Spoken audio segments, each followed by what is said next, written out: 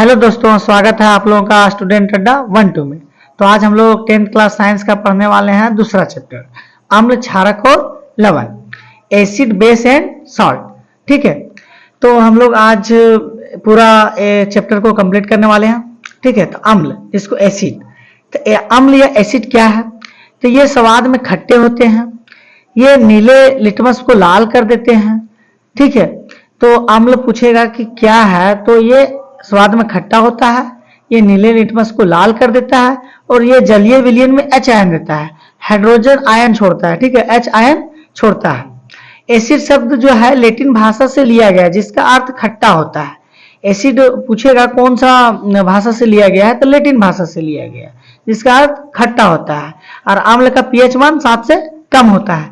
तो अगर अम्ल के बारे में पूछा जाए कि अम्ल है क्या स्वाद में खट्टा होता है, और जो खट्टा जो शब्द है वो कहाँ से लिया गया है, तो थी लैटिन भाषा से। ठीक है, इसका जो जलीय विलयन में H आयन छोड़ता है, ये भी, और यह नीले लिटमस पत्र को लाल कर देता है। इसका एक ट्रिक है, अनिल, आ नील, आ से अम्ल, ना से नीला और ला से लाल। तो जो अनिल है, मतलब अनिल जैसे कि वर्ड है, नाम है, तो अनिल से याद रखेंगे अम्ल नीला को लाल कर देता है, जैसे आ नील, अम्ल नीला को लाल कर देता है। ठीक है, तो अम्ल के बारे में पूछेगा तो बता सकते हैं कि अम्ल स्वाद में खट्टे होते हैं।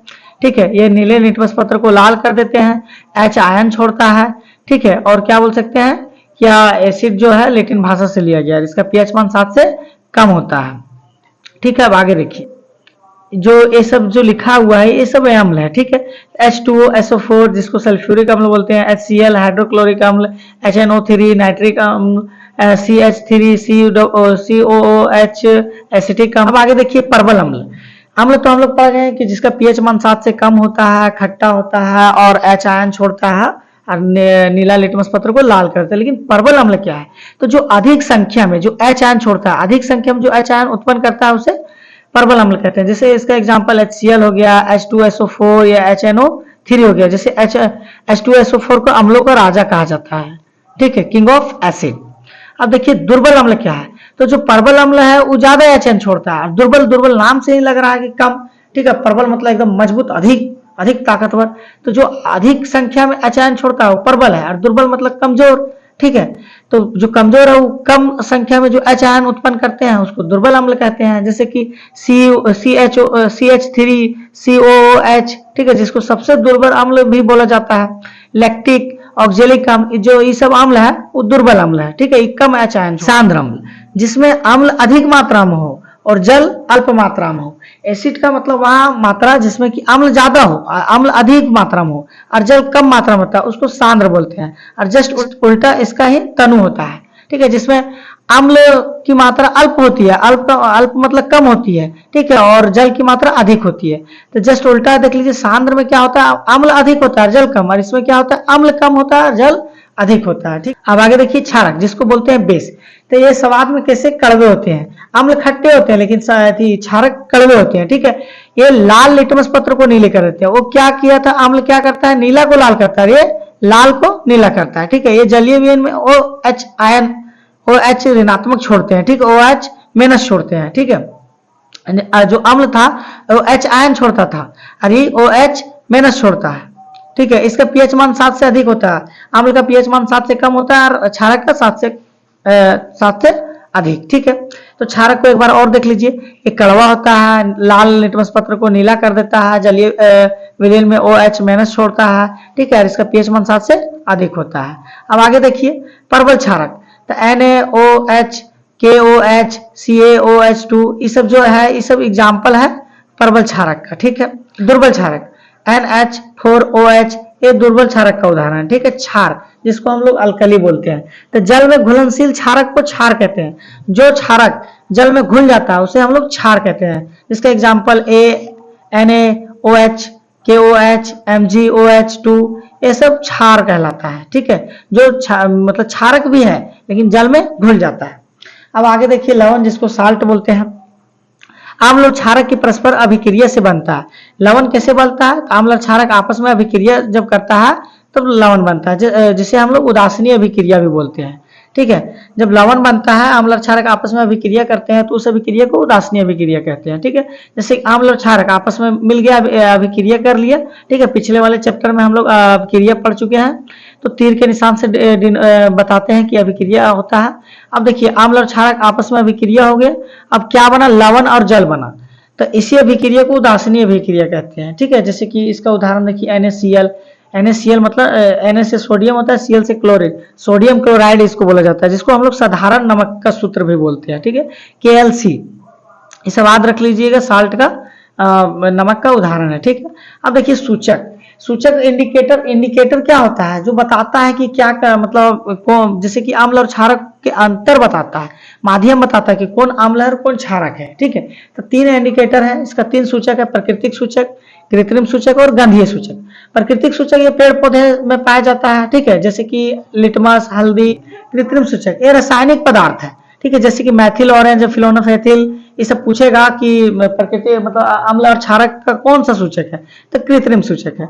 गंधीय सूचक भी है, जैसे प्याज और लौंग, गंध से भी हम लोग बता सकते हैं कि कौन अम्ल है और कौन क्षारक है। अब आगे देखिए पीएच स्केल।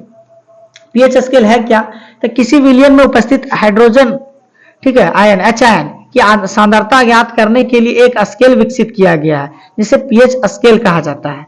पीएच में पी का पुफांस पोटोजेन, जो एक जर्मन शब्द जिसका अर्थ होता है शक्ति, ठीक है। तो पीएच एक स्केल है जो मापता है, अम्ल और क्षारक को बताता है, ठीक है, जिसकी संख्या पीएच स्केल में 1 से 14 तक लिखा रहता है, ठीक है।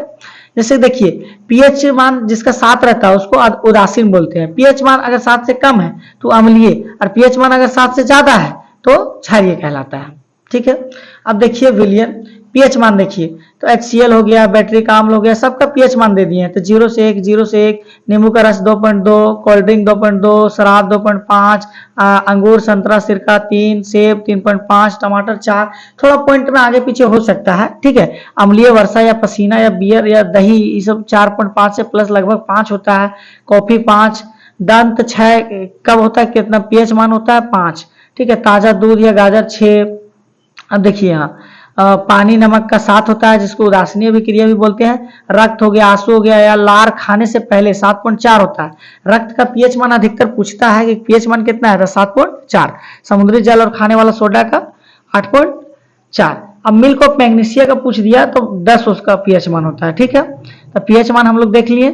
अब आगे देखिए प्राकृतिक स्रोत, तो कौन सा चीज में कौन सा अम्ल पाया जाता है, ये सब जो लिख दिए हैं ये VVI है, हमेशा ही पूछता है, ठीक। तो सिरका में कौन सा अम्ल, एसिटिक अम्ल, ठीक है। संतरा और नींबू में तो साइट्रिक अम्ल, संतरा और नींबू एक ही जैसा होता है, ठीक है। तो सा से संतरा याद रखिएगा, सा से साइट्रिक अम्ल, और नींबू तो उसी में आ जाता है। इमली और अंगूर टाइटेरिक अम्ल, ठीक है। दही और खट्टा दूध, इसमें लैक्टिक अम्ल होता है। टमाटर में ऑक्जेलिक अम्ल, और चींटी का डंक और नेटाल का एक पौधा होता है, ठीक है, इसका डंक में मेथोनोइक अम्ल होता है। मेथोनोइक अम्ल को फॉर्मिक अम्ल भी बोलते हैं, ठीक है। अब आगे देखिए कुछ महत्वपूर्ण लवण, कुछ महत्वपूर्ण लवण के बारे में जान जाते हैं, जैसे कि व्यंजक चूर्ण, बेकिंग सोडा, बेकिंग सोडा को हम लोग खाने वाला सोडा भी बोलते हैं, Dhawan soda, plaster of Paris, gypsum, ठीक है। तो व्यंजक चूर्ण CaOCl2, CaOCl2 व्यंजक चूर्ण का सूत्र है। अधिकतर सूत्र MCQ में पूछा जाता है, इसलिए यह बहुत इंपॉर्टेंट है सूत्र याद करना, ठीक है। तो देखिए शुष्क बुझा हुआ चूना CaOH2, ये भी याद करना है कि शुष्क बुझा हुआ चूना का सूत्र क्या है, को क्लोरीन से, क्लोरीन मतलब Cl से अभिक्रिया करके व्यंजक चूर्ण का निर्माण किया जाता है। अगर पूछेगा कि क्लोरीन किससे अभिक्रिया करके, तो शुष्क बुझा हुआ चूना से अभिक्रिया करके किसका निर्माण करता है, तो व्यंजक चूर्ण का निर्माण करता है। देखिए यहाँ अभिक्रिया के द्वारा CaOH2 प्लस Cl2, क्लोरीन से अभिक्रिया करके क्या बनता है, CaCl2 प्लस H2O बनता है, जल भी बनता है, ठीक। तो इसी को व्यंजक चूर्ण बोलते हैं, ठीक है। अब देखिए इसका उपयोग कहाँ होता है, तो वस्त्र उद्योग, कपड़ा उपड़ा फैक्ट्री जहाँ होता है वहां होता है। फिर कागज उद्योग में, कागज का भी फैक्ट्री जहाँ बनता है वहां। फिर पीने वाले जल को रोगाणु मुक्त करने के लिए, पानी भी साफ करने के लिए क्लोरीन वगैरह डाला जाता है, ठीक है। तो उसे वहां भी यूज होता है। रोगाणु नाशक के रूप में, बहुत सारा कीटाणु वगैरह मारने के रूप में होता है। अब दूसरा देखिए आगे बेकिंग सोडा, जिसको खाने वाला सोडा भी बोलते हैं, NaHCO3। फार्मूला जो है, सूत्र जो है वो याद करना बहुत ही जरूरी है, ठीक है। अब देखिए इसका उपयोग क्या होता है? भोजन को शीघ्र पकाने के लिए, अगर जल्दी में भोजन पकाना होता है तब, या अग्निशामक के रूप में, अगर आग बुझाना होता है तहाँ भी होता है।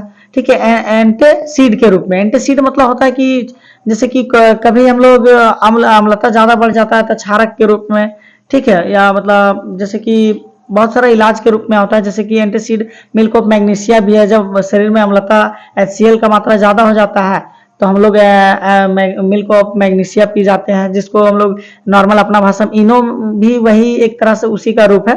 जैसे पेट में अम्लता हो जाता है, जलन हो जाता है, तो हम लोग इनो पी जाते हैं तो ठीक लगता है, थोड़ा बहुत जो गैस बन जाता है HCl बन जाता है। ठीक है, अब दुर्बल क्षारक के रूप में इसका उपयोग होता है। धवन सोडा, धवन सोडा का सूत्र Na2CO3.10H2O। ठीक है, तो धवन वाला सोडा का सूत्र कैसे याद रखेंगे? तो धोने वाला साबुन मान लीजिए कितना में 10 रुपये में आता है, और H2O मतलब पानी, पानी और साबुन रहेगा तब इन कपड़ा धोएगा। ठीक है, तो याद रख लीजिए कि 10 रुपये में साबुन मिलता है और पानी, तो Na2CO3 10H2O क्या आ गया? धवन सोडा। अब इसका उपयोग क्या होता है? तो कांच, कागज, साबुन उद्योग सब फैक्ट्री में होता है, घरों की साफ सफाई में होता है, जल की अस्थायी कठोरता दूर करने के लिए। जल जो होता है, जिसको कठोर जल होता है, ठीक है, उसको अस्थायी मतलब मृदुल बनाने के लिए होता है। अब प्लास्टर ऑफ पेरिस, तो प्लास्टर ऑफ पेरिस का सूत्र CaSO4 1/2H2O। ठीक है, तो इस सूत्र याद करना है। आप देखिए plaster of Paris, plaster of Paris, plaster जब कब, अब देखिए आप थोड़ा सा पढ़ लीजिए, उसके बाद हम बताते हैं। जिप्सम को 373 केल्विन पर गर्म करने पर यह जल के अणुओं को त्याग कर कैल्शियम सल्फेट अथ्राहाइड 2COSO4 1/2H2O का निर्माण होता है। इसे प्लास्टर ऑफ पेरिस कहते हैं। डॉक्टर इसका उपयोग हड्डियों को जोड़ने के लिए किया जाता है। जब हाथ पैर वगैरह टूट जाता है तो प्लास्टर किया जाता है, वही प्लास्टर ऑफ पेरिस से। खिलौना बनाने के लिए या सजावट का सामान बनाने के लिए किया जाता है। अब देखिए आज कैसे कीजिएगा, तो एकदम टूटल टाटल जैसा लग रहा है, तो टूटल टाटल का प्लास्टर करेगा, तो प्लास्टर ऑफ पेरिस में CaSO4 1/2, ठीक है, और H2O, ठीक है, प्लास्टर ऑफ पेरिस का सूत्र है। तो यही हम लोग आज मतलब अम्ल और क्षारक और लवण के बारे में पढ़े। थोड़ा सा देख लीजिए जिप्सम, तो जिप्सम का सूत्र CaSO4.2H2O। इसमें क्या है? आधा है, इसमें क्या है? 2 है, बस इसमें ही अंतर प्लास्टर ऑफ पेरिस और जिप्सम में। ठीक है, तो आज हम लोग अम्ल और क्षारक और लवण चैप्टर कंप्लीट किए। ठीक है, धन्यवाद।